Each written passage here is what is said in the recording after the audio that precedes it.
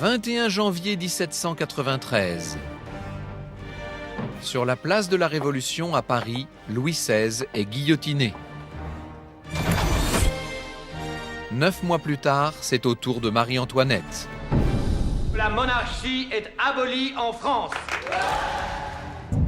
Mais les 2 enfants du couple souverain, une fille et un garçon, sont toujours détenus à la prison du Temple.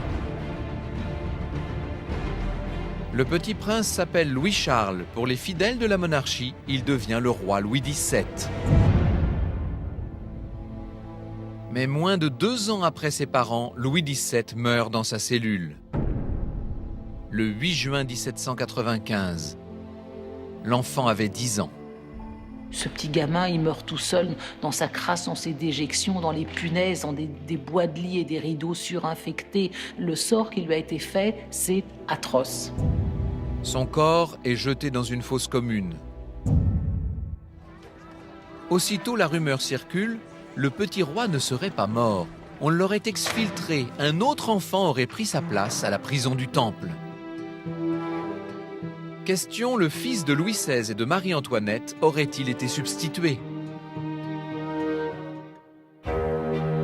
38 ans plus tard se produit une chose incroyable, Louis XVII réapparaît. Un certain Naundorf, horloger allemand, se présente à Paris et affirme être l'héritier du trône de France. Chose plus extraordinaire encore, d'anciens membres de l'entourage de la famille royale le reconnaissent. Madame de Rambaud, par exemple, qui s'était occupée de lui pendant son enfance. Madame de Rambaud tombe à la renverse, elle s'agenouille et elle dit « Vous êtes mon roi, c'est vous, je vous reconnais ».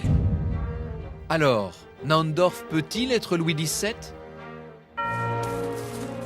L'affaire Louis XVII est une des plus passionnantes de notre histoire. Les enjeux sont énormes, car si l'enfant royal n'était pas mort au Temple, se poserait la légitimité des rois qui lui ont succédé. Notre enquête a réuni les témoignages, les documents et les éléments scientifiques qui devraient nous permettre d'établir ce qu'il s'est vraiment passé ce 8 juin 1795.